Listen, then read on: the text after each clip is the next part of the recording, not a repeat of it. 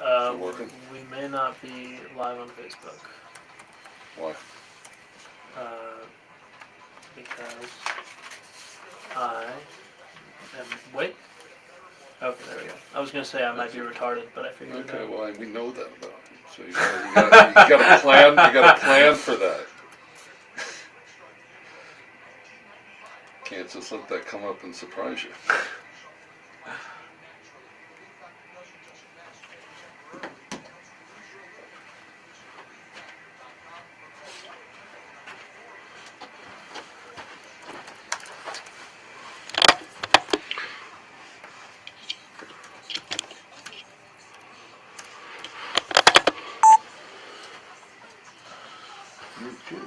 And do we have the commercials worked out, so no glitches like yesterday? I hope so. Okay, if you could look over that to see that there's no ghost in the machine. Alright. And if you can see it. And we're live on. Okay. Should I be seeing something? Switch over to the Riverside page. Okay.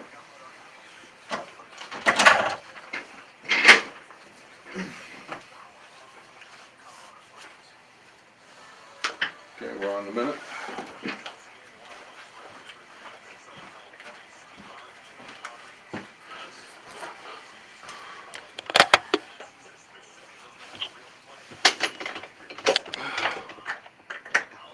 Come on.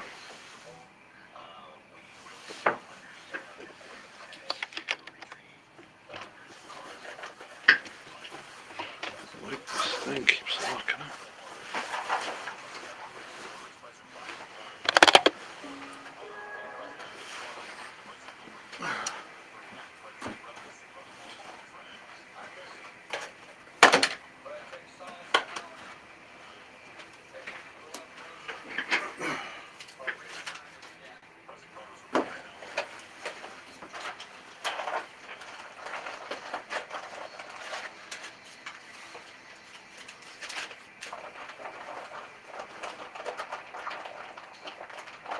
Calling you at 3 p.m. as scheduled.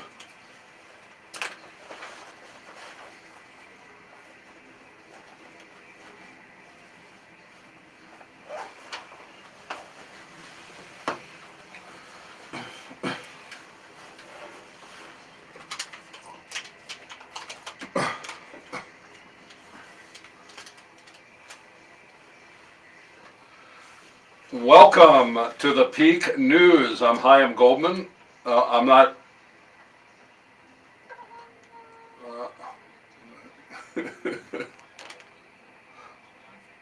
Okay, I'm not. I'm getting a delay in my audio. There we go. Thank you very much. Welcome to live radio, ladies and gentlemen, here across the Pikes Peak region. I'm Chaim Goldman, the Watchman. Take two now. Chaim Goldman, the Watchman. Welcome to the Peak. Here on Thursday, which is officially Media and Education Day, but we play around with it a lot. We are the media, so basically anything we do on this day fits into that. But I have back with me in the studio someone who's become a regular here, even a guest host for me when I occasionally take a break, is Jordan Baldwin from First Amendment Media. Jordan, thanks for being back.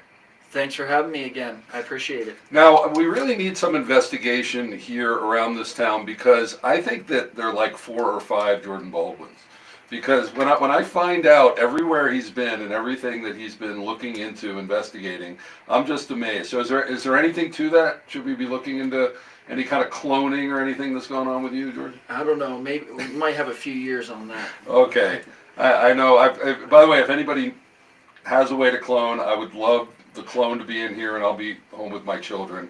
That's one of a dream of mine, on a beach somewhere maybe, especially on this snowy day. Hope you're enjoying the snow. I'm not. I hardly made it in here, and I actually have a couple of my children who are trying to make it back from the middle of the country and can't get through Kansas because the highways are shut down. So, Colorado's lovely, but it can get nasty this time of year. But Jordan and I battled it out, got in here to the studio so that we could do another Peak News, and we appreciate you joining us here today as we are doing an update. This is actually our 8th sort of full program. We're going to be getting into different facets of it, but this Did Mayor Yemi Know Hate Crime Hoax story that, just to remind you about that, which we will later go into a little bit more detail, but at the end of November, a story broke on the Daily Wire that this hate crime that happened during the mayoral election in 2023 here in Colorado Springs was a hoax.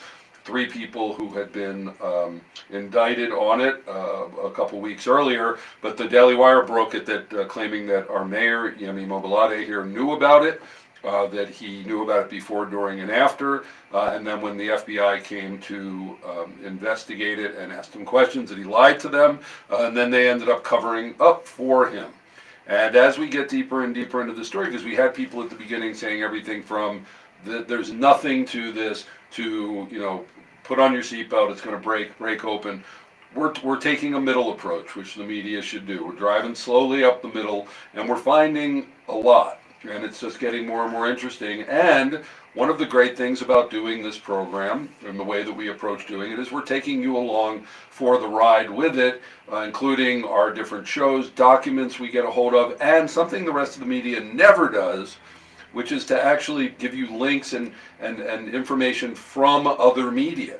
So you can go on our website, thepeak.news, that's our website, thepeak.news/hate crime hoax, or just go on the main page and you'll easily find your way there and look at this information yourself and see what you think. We're also going to have District Attorney from Judicial District 23, George Brockler, halfway through the program, and he's going to be, as he's been doing, advising us with legal opinions on different things that we've been finding out and wanting to know.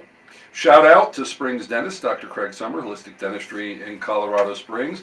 They are a platinum sponsor here at The Peak and our family dentist. Please patronize all of our sponsors. You can listen to their commercials and also find them on our website. Let them know The Peak sent you, because you know they're paying the bills around here and we want them to keep doing that. So when we come back, we're going to have headlines including Cybertruck, exploding Cybertruck, a Colorado Springs story. How exciting. And some new things on Club Q. If you thought that is going away, actually that's just part of just this, you know, wonderful, I don't even know what to call it anymore. Just being in Colorado Springs. We have so many interesting things here that don't get reported on, but we're saying the quiet stuff out loud and doing it. And then at the end of the program, talking about reporting on the legislature. The legislature, yesterday, the Colorado legislature has started its 4-month session. And Jordan, that's actually his original background, going up to Denver and looking into that. So we're going to be talking about that and how you, yes, you can be involved here at The Peak to help us watch over our elected officials up there over the next 4 months and report about it here on the air. Well, I'm Chaim Goldman, the Watchman. You're listening to The Peak on AM 1460 and FM 101.1.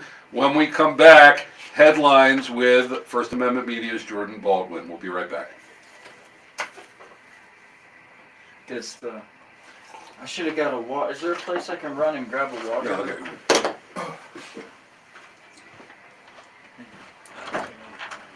Yeah. No, so Jeff Anderson's in.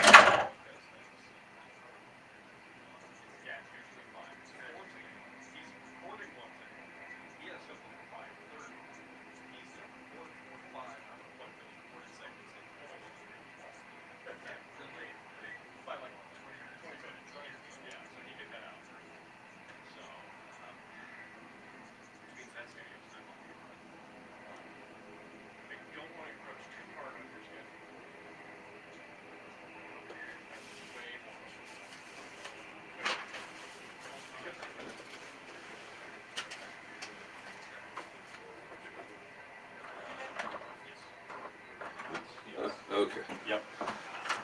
I remember we're on last year the whole thing.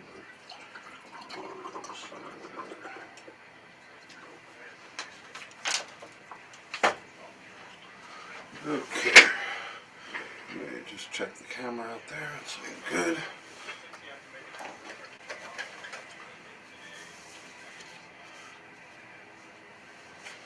Okay.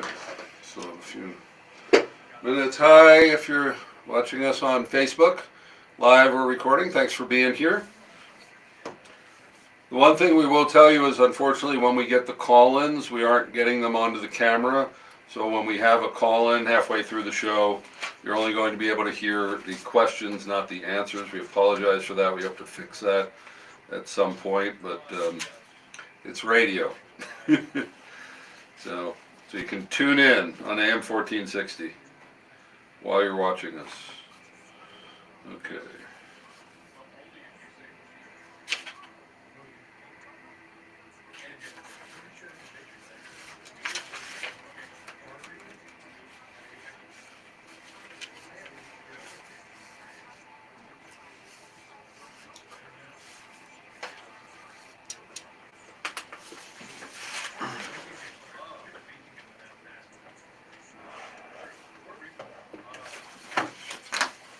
So remember, straight line, no Detail. no pronouns, you use people's names, and keep it as straight line as you can. Try to get it simple,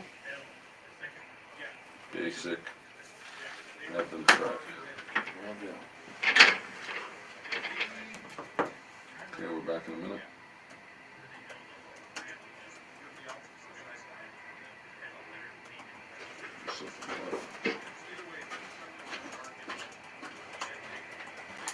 Hey guys, I can really hear you through the noise.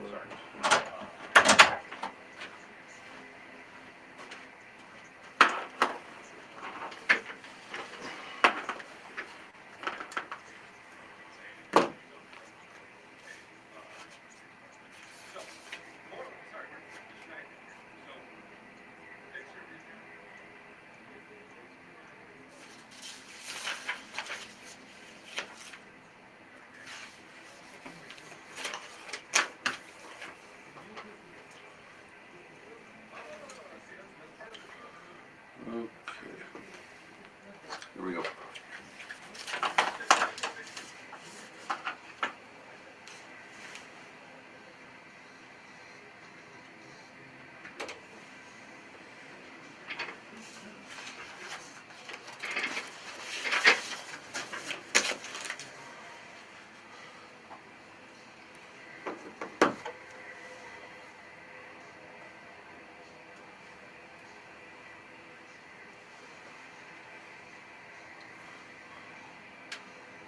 Welcome back to the Peak News. I'm Chaim Goldman, the Watchman. You're listening to AM 1460 and FM 101.1. The Answer. Today is Media and Education Day, and so we're educating you through media, but we do that every day. But we're digging into the media today, and as talking about what it's like to report on different things. Really, the reason that we don't see investigative journalism out there is one, generally it costs a lot of money. To do it and to do it well. Also, you have to be inquisitive. It's boring. You got to go and it's exciting, but I'm going to say it's boring. It's mundane. You have to just keep going and going and going until you find gold. It's mining, right? Like you got to go through a lot of dirt to get to the things that you're looking for. And so most people don't want to do it. Most people in journalism, are pretty lazy. It's what I call press release journalism. You get in the press release, you rewrite what it says, maybe you call somebody to get a quote. But to get the real stories, you got to get out on the street. We want to encourage you to join us and do that. But someone who's doing it all the time is Jordan Baldwin. And we're going to be talking about in the program today what he's been up to, including court reporting, which is going down and actually being part when there are court proceedings going on, sitting there and paying attention to what's going on, because most people don't. I mean, if you think very few people attend school board meetings, basically no one's attending those. And then also legislative reporting, because so much of that is there's so many formalities and everything, and sitting there waiting for I want to say the word juicy, but we're not looking for sensationalism, but you know what I mean, like looking for the real news there. You gotta be there. The beautiful thing is it's possible, you can't meet with your legislators and stuff, but they do stream that. So we're going to be talking to you, about how you could help us report on the 4 months of what's going on up in Denver that started yesterday, and you're able to do at least some of it from the comfort of your home, just because they live stream these things, and you could actually be paying attention to it. So this is our headline segment. We have two today. The first one, amazingly, on New Year's Day, when there was that horrible attack in New Orleans that looks, like it's an ISIS terrorist attack. The person was there. They thought that that it was some kind of plot, but they're saying now it's just one person, and who knows if that's true, right? Because the government always tells us what's going on. But this thing, the same day, happening out in Las Vegas, also a military person also rented the vehicle, an electric vehicle, through the same service. It would seem that they're related, but we're being told that they're not. But the thing that makes it a local story is the guy was stationed when he was back home, not deployed. He was at Fort Carson. He's from Colorado Springs, and it's a very strange story that this person, who supposedly the people around him said that he was that he's a conservative, that he wasn't anti-Trump. I don't think he would have been anti-Elon Musk. That he rented a Cybertruck, filled it with gas canisters and fireworks and explosives, then pulled up in front of the Trump hotel in Las Vegas, shot himself in the head, and then blew himself up. In a vehicle made out of stainless steel, so probably, other than a tank, the worst thing that if you actually wanted it to be a car bomb, and I spent almost a decade in Israel. When you do a car bomb, they put the explosives in places to cause the car to become a bomb, to actually explode with shrapnel and everything else. It's not just that the car carries the bomb, the car is a bomb. And they put it in the doors, sometimes to hide it to get through checkpoints, it's in the doors. But this, it didn't even break the glass on the front of the building.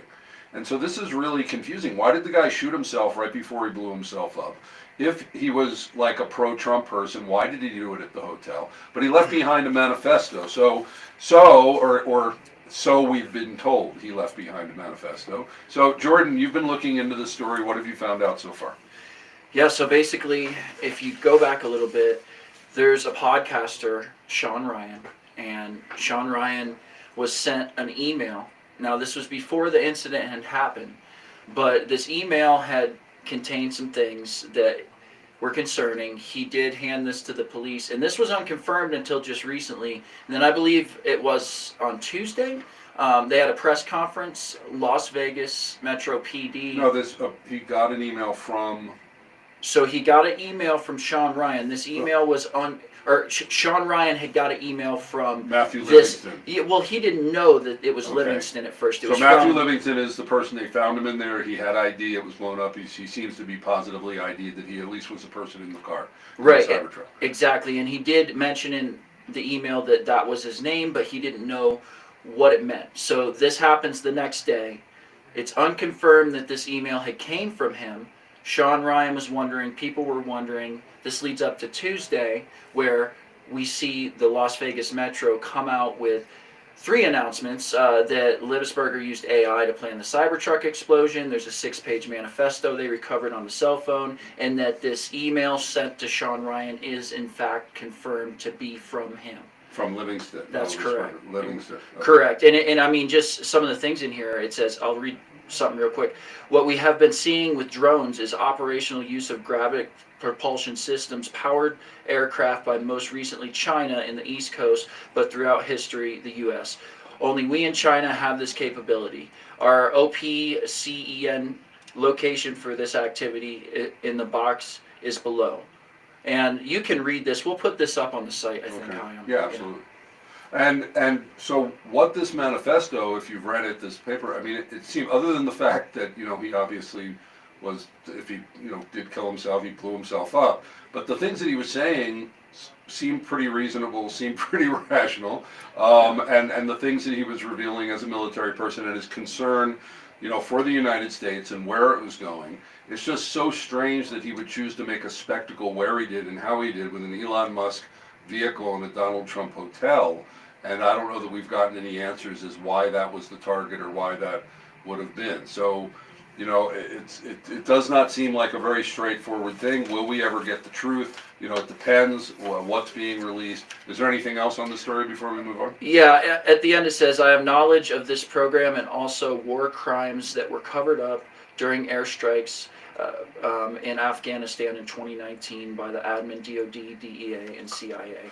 So there's a lot more. You'll have to read. So is he a crazy conspiracy theorist, or was he onto something? But why would he do? Why would that relate to what he did in killing himself? This is very, very confusing stuff. But it is a Colorado Springs story. Okay, we got like 2 minutes left. You have some update on the Club Q tragedy from a couple years ago, the sealing of information regarding that case. Yeah, so basically, this is a very interesting case. We have this charge that came for a hate crime. I believe it was just one. There might have been two. And these hate crime charges he worked out a deal. They had said this was a hate crime. We knew that he was non-binary, or at least the filings were referring to him as Mix Aldridge. So we see this, but the question is, was it a hate crime? And the more we're looking into it, I had questions, but we're talking to sources, we're talking to our whistleblowers. When we were talking about selective prosecution, this case came up.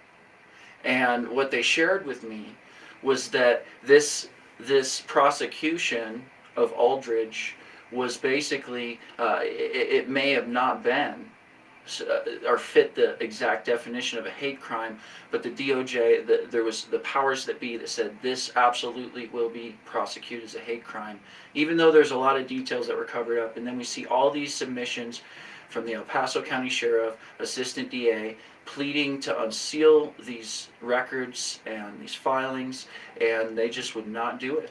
So there's a lot more on that. We'll be following up with that, but basically this kind of relates because it's like all this sealing, we know better, we don't want the public to know, and it's going to affect the case, it's around the case, and this is how we're going to do it, and then we're going to maybe cover it up. So there's a level, around cases that there's a reason why information has to be protected to make sure that there's a good jury and things like that. But what we're finding as we get deeper into this is that it's being used as an excuse to hide information that may very well be relevant to the case and should certainly be reported to the public. When we come back here on The Peak, Jordan's going to be sharing more about that as he's been getting more into court reporting and some disturbing things that he's finding. You're listening to The Peak, and we'll be right back.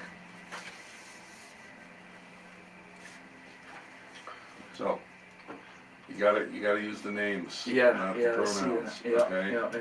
Get away from the pronouns. Gotta use the names. Gotcha. He, she, it. Yeah, stop. Those words don't. I'll just say Matthew. Yeah, I mean every time, because you're telling something with a bunch of different people in it. Right. And so, who's the he? Even if you were reading it, you might wonder who's the subject, who's the object. But when you're listening to it, it's very hard to track. Okay. So just use the name every time. Okay, I will. Okay, so court reporting and PACER. So since this is, did Mayor Yemi know, and we didn't really do that in the headline segment, I definitely want to tie that in. So we're going to start with the fact that you were down, like, talking about where you were yesterday and today, and what's going on with that, because that ties into the whole hate crime case, right? Correct. Okay, so, but again, it's just a matter of learning to tell the story quicker. Right. You gotta move through it quickly. We don't have time for detail.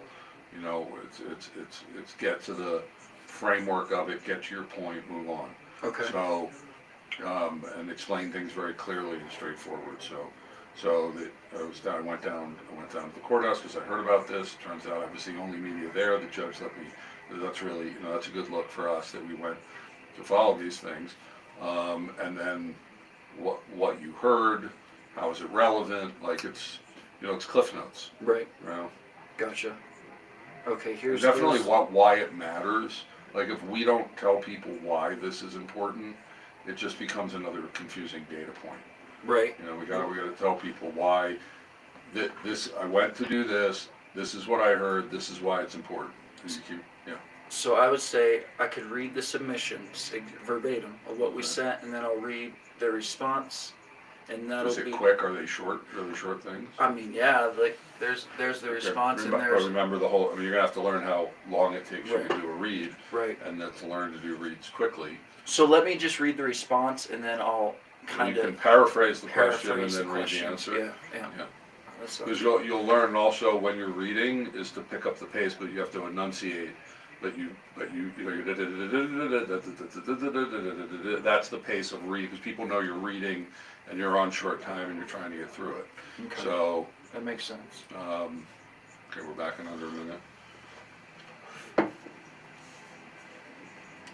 So let's spend, we only have 5 minutes. I have to do an introduction to close, so you're gonna only have about 4 minutes. You have to think about that. How do we cover that, the background that this is the case and everything, and this is relevant to the Emmy story, and then the overall talking about court reporting and Pacer. So you got like 2 minutes and 2 minutes Okay. to say this is what makes it topical, but I'm really talking about a general subject of court reporting and Pacer and things. But yet we're fulfilling the why is this, did you marry Emmy number 8? We got to get into it. So. Okay. Gotcha.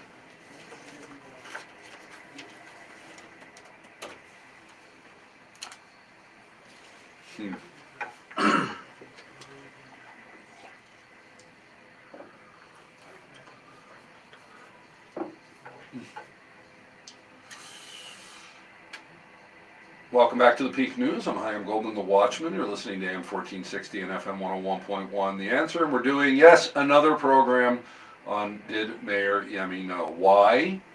Well, it's interesting. That's first. Second, the rest of the media in town, as far as we know, unless they're doing some super secret reporting, isn't doing that. In fact, Jordan's going to tell us he was down at a court hearing yesterday that was relevant. He was the only media down there. And so it's just proving more and more that these types of things, they're hard work, but they're necessary if we're going to get to the bottom and get some real news out there and some investigative reporting. So, Jordan, you found out that that there's cases that are related. This Derek Bernard's a very interesting guy. He's already in jail for life plus 96 years for a murder, when for hiring someone to murder someone, and the person who supposedly murdered him is out on bail on the streets and hasn't even been tried yet, but yet a person supposedly hired him. There's that. There's other things about threatening the police. There's this the federal hate crime coming up. What is happening at the El Paso County Courthouse that you went down to yesterday? Yeah, so basically there's some cases around this with these, the homicide, the attempted homicide, the murder of Fly Jack. Obviously we got this this Williams case coming up for Ashawn, I believe his name was. And so that's coming up, but what's basically popping off at the courthouse is all of these little micro cases that they're trying to kind of maneuver around to get this one case out of the way. So I've been going and I've been listening in to see what they have to say and just kind of, dictating notes, seeing how it could connect. Because like you said, investigative journalism is mostly about connecting the dots, sometimes just being patient, going where it isn't obvious, but necessarily, you might see something that you don't recognize at first, but you're collecting this information and it comes together later. So that's what I'm doing, is I'm kind of reporting on these things. I'm going through Pacer. I'm looking at these documents. So Pacer is basically the court filings and the system where you can find all those documents. And I've just been going through and cataloging all these things. We're putting a lot of these up on the site. We're definitely going to be doing more of that. And as far as I know, there's certain news entities that will put out Pacer documents, but we want to get more of these things out to the public. I think it's very important that the public see these documents directly for themselves. So did you find out anything, interesting, worthy of reporting from what you witnessed yesterday and today in these hearings? Yeah, I think that, the judge and the prosecution, they're trying to find this global solution, they said, for these other cases. They're trying to move it around. We have this trial coming up on the 27th. That's here in El Paso County. That's in the local court, and that might be moved. But and what is that about? So that's for the 2-3 CR, the homicide related, and that's on. So they set another date for the 15th. And that's going to be a virtual where the parties appear. Then the jury trial will be on the 27th, but they're hoping that they can come to a solution before the 27th, because from what it sounded like, they said that they were not going to transport for those cases. So it's just little things like this. You hear, I was the only one sitting in to listen to that hearing. So, I mean, these are things that obviously the media doesn't always report on, or small But details. these are all three members of the hate crime hoax.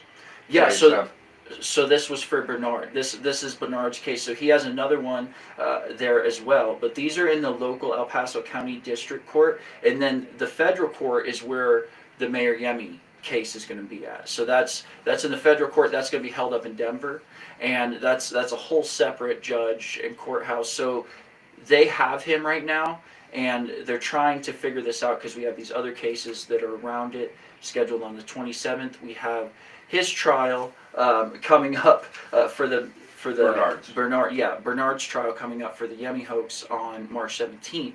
So that's something that is going to be very interesting because, you know, that's very close. That's only a couple months away, a few months away. But this other jury trial could be delayed. So they, you know, what comes first here is the question.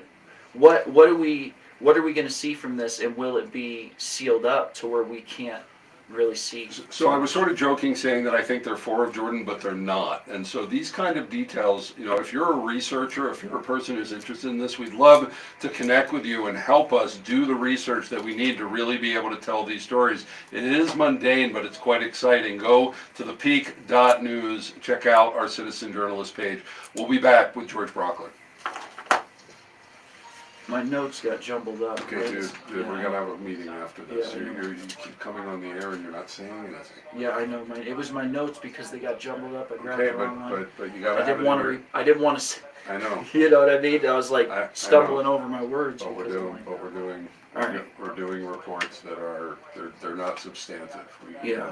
We've gotta, so we got gotta the trial date practice out. this.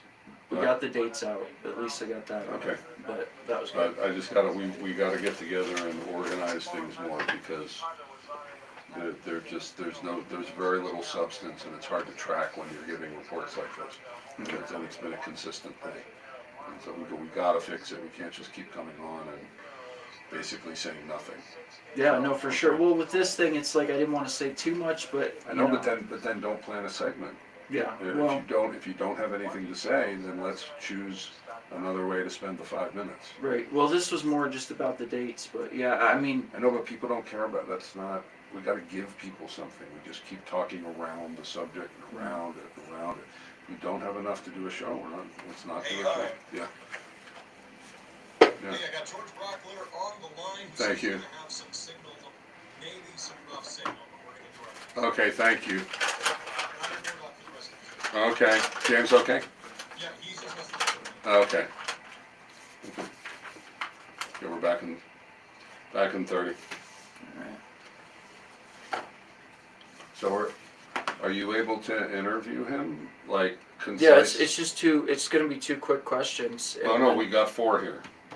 Or yeah, well the one. Okay, but I'm saying, but you gotta frame the question so he can answer it. Okay. You gotta get in quick, add meat, and give him the time. Okay. That Okay, sounds so are you good? Are you good to do that? Yes, sir. Okay. Yep.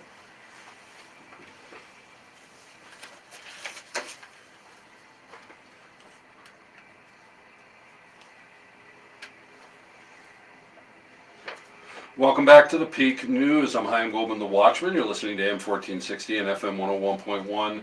The Answer. And yes, we're doing another show about did Mayor Yemi know, because there's so many details and we're trying to sort through it. And as citizen journalists, and actually if you go on the live stream, you would see me coaching Jordan because he's sort of, I mentor him in this field. He's self-taught. He didn't go to journalism school or anything, really only past 2-3 years.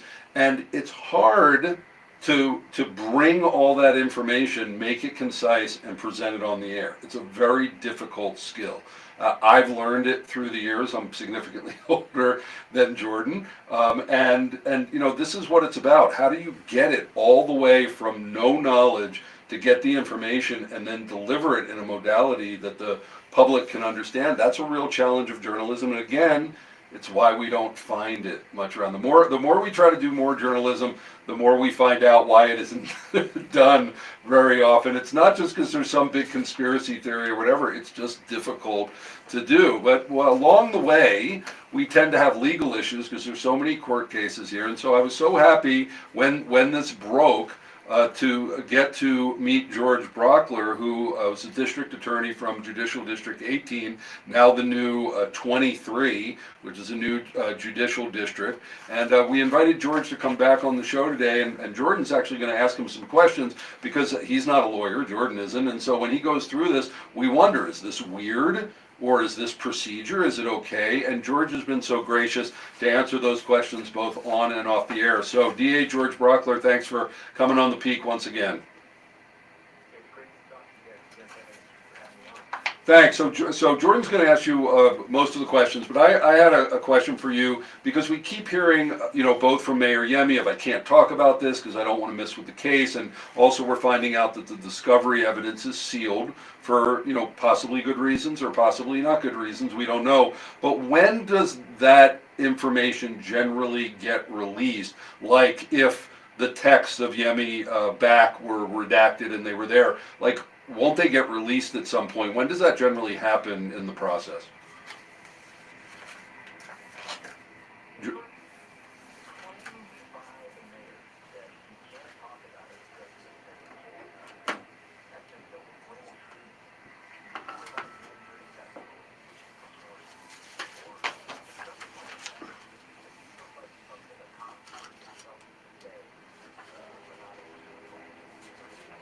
Okay.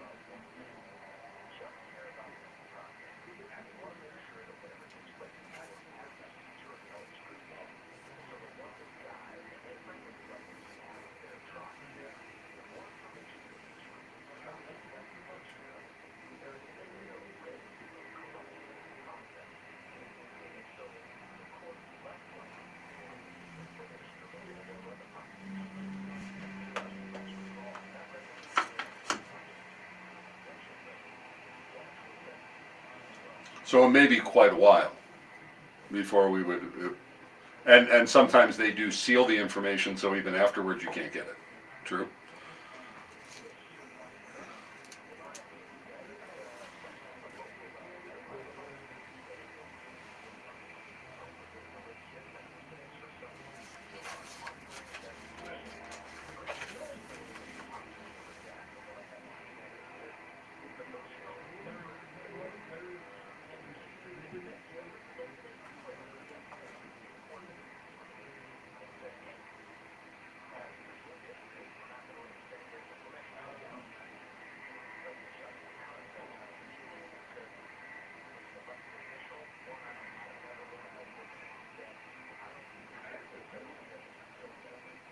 Okay, Jordan? Yeah, so basically I just wanted to ask you a couple questions. If we go out there, we go to report on this stuff, could they possibly restrict the media from dictating certain parts of this trial, or just taking notes and viewing and observing the trial, even if there is a video and audio restriction around it?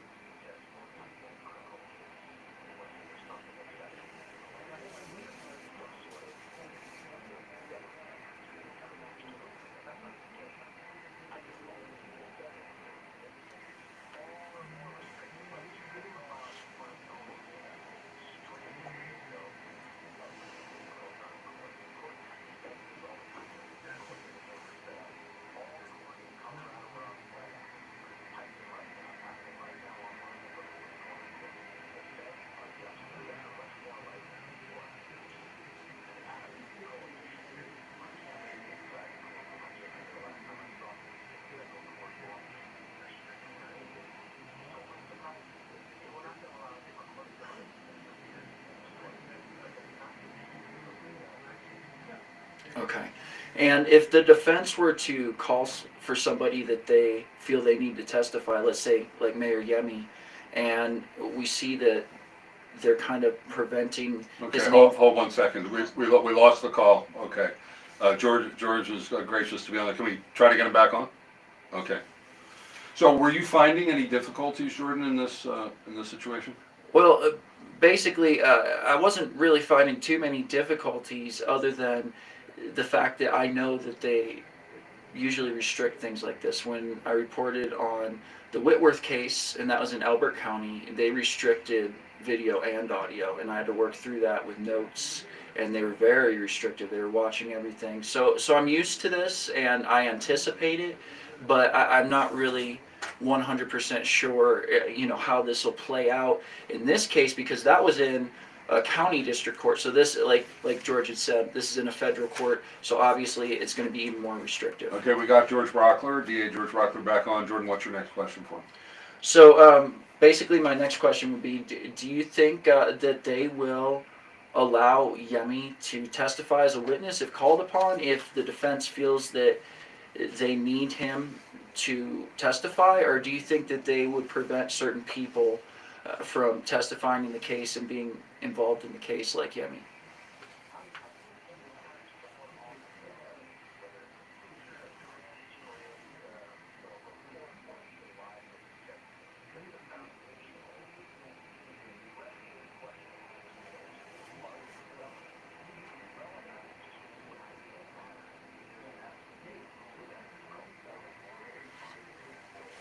Do you have another question?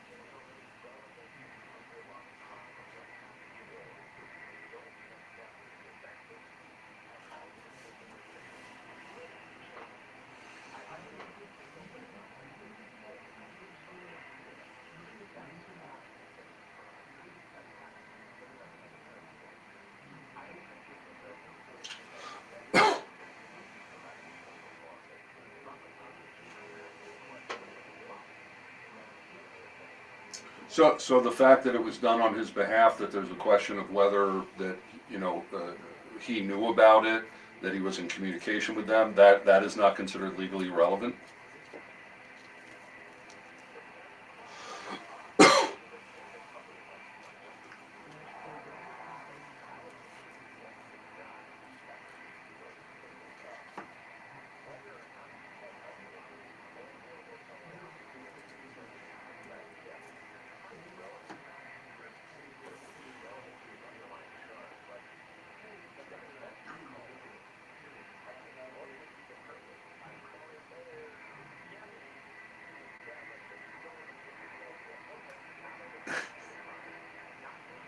Okay.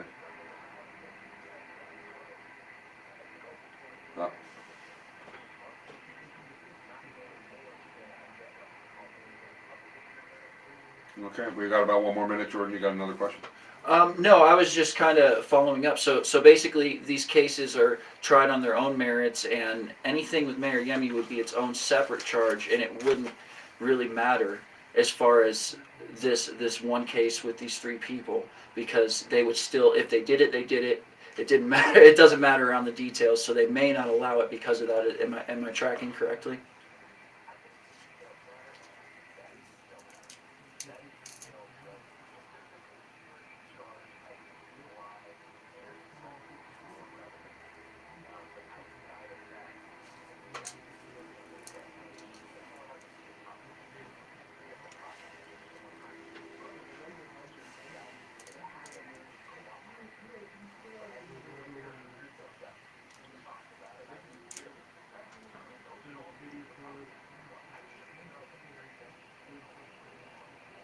Okay. Okay, hey, George, we got about 30 seconds left. You're going to be sworn in, the new district attorney up in 23 next week. What is your focus coming in this new district 23?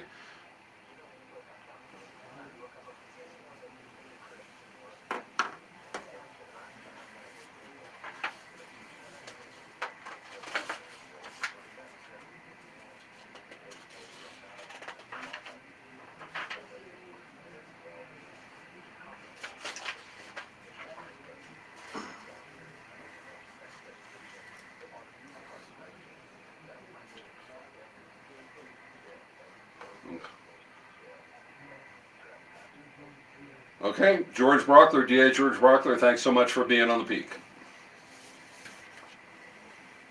That's good. Good. That was good. Okay. So, I got it. legislative section update. I gotta get a timing on the rant. And do you know where you're going with this? Okay. Yeah. Like you have two sections. Yeah, so I'm going to talk about what I reported on, and then also how we're investigating implementation. And I'm gonna read a little bit out of this article.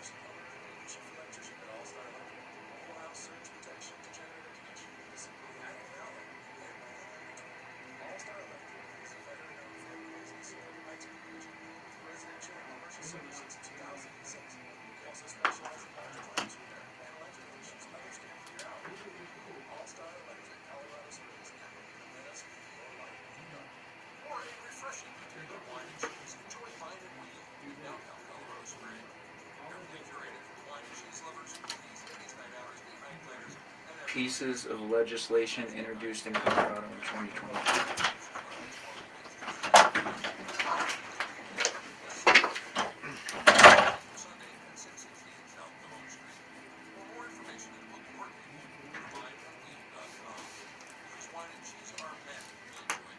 And we're back in a minute.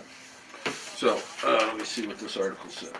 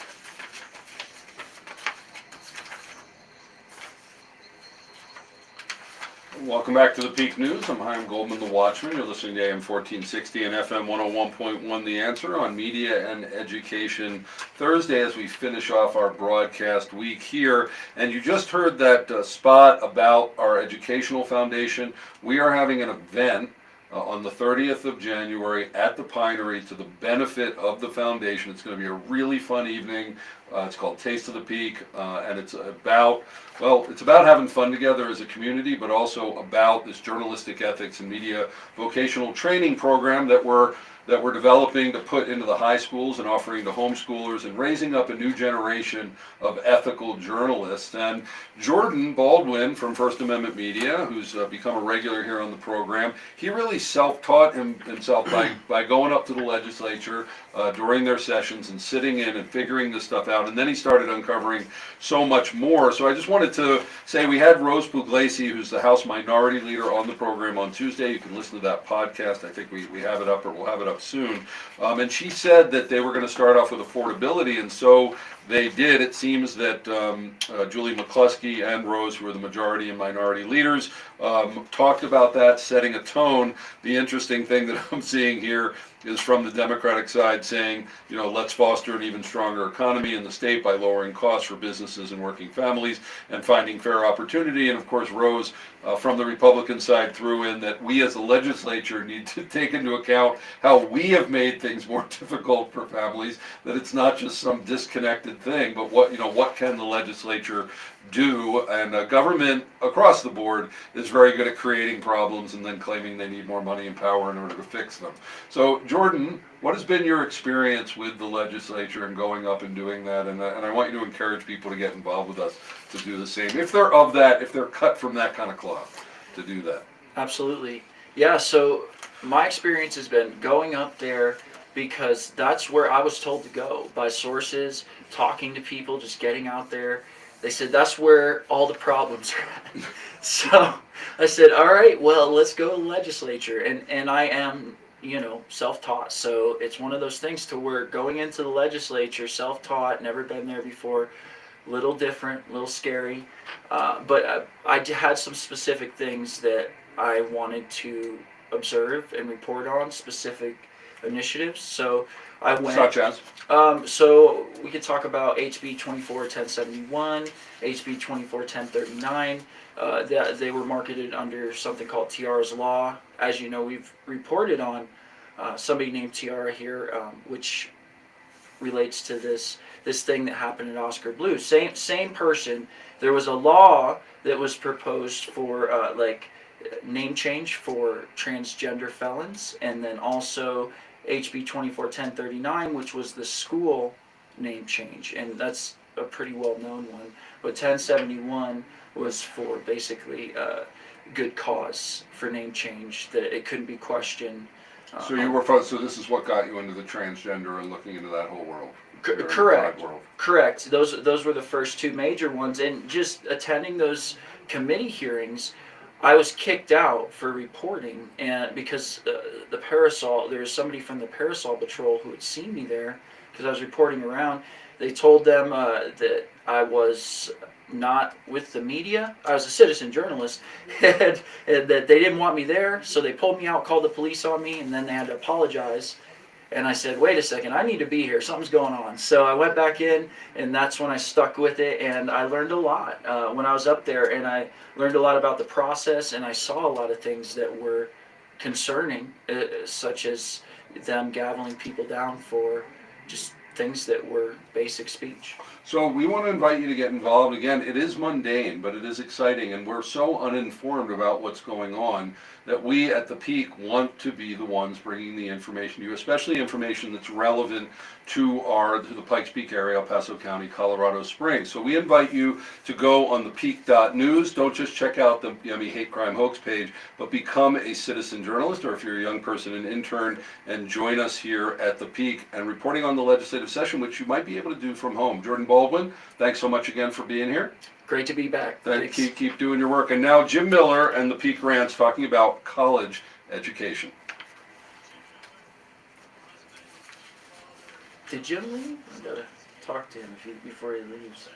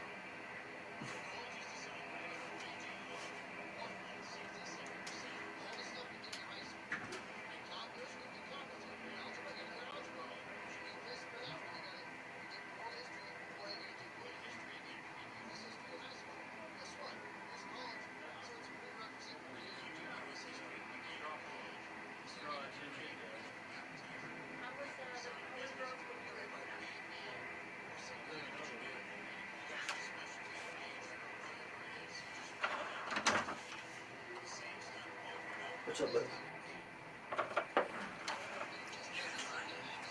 Are you live still?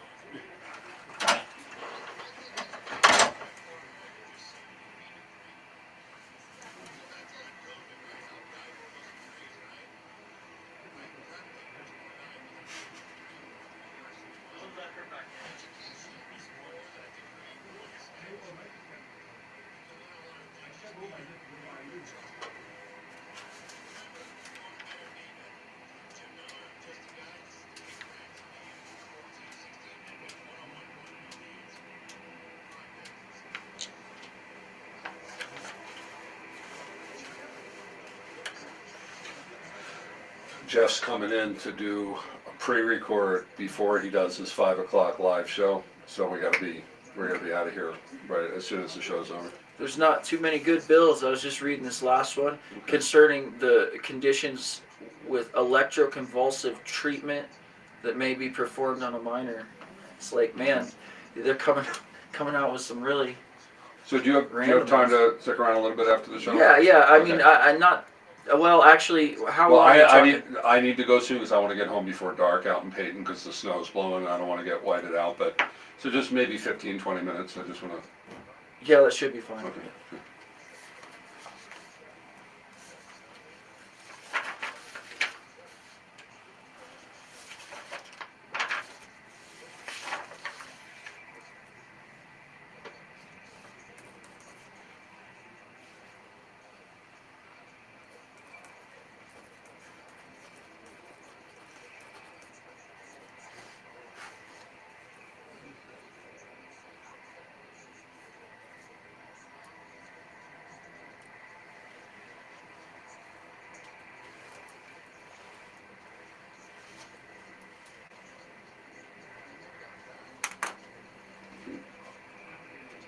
We still have a minute and a half.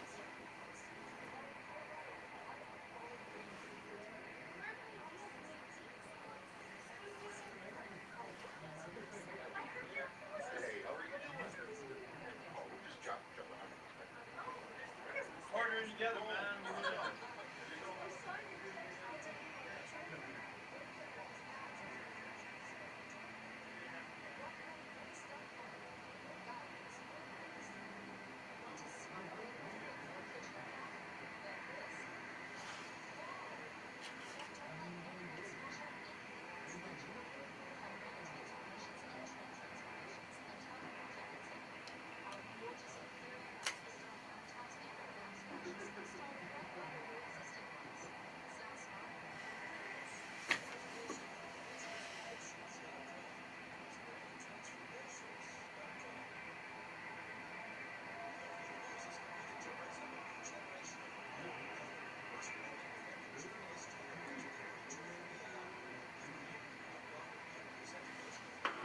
Why is that playing a second time?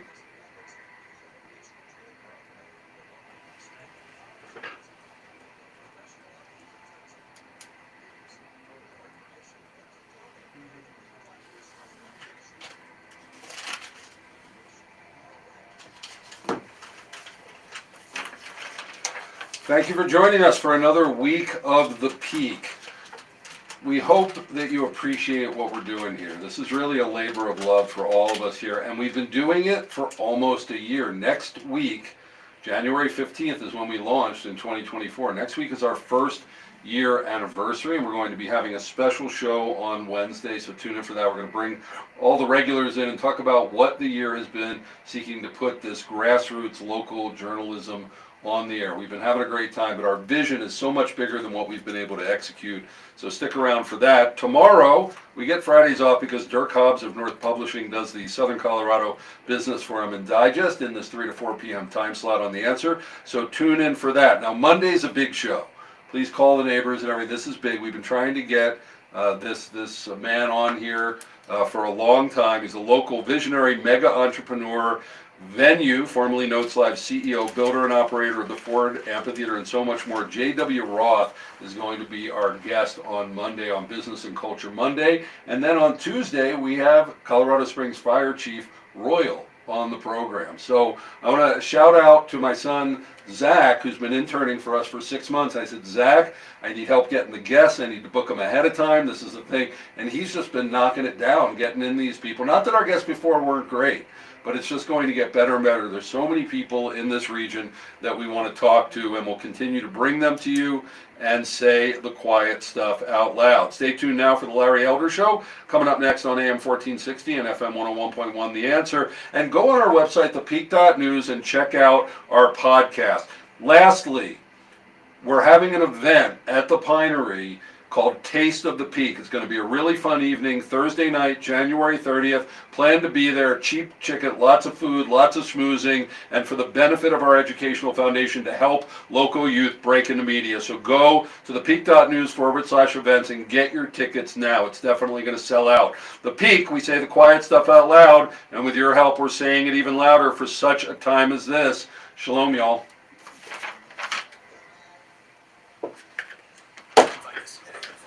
Alright. No, we're Let me cancel out of here.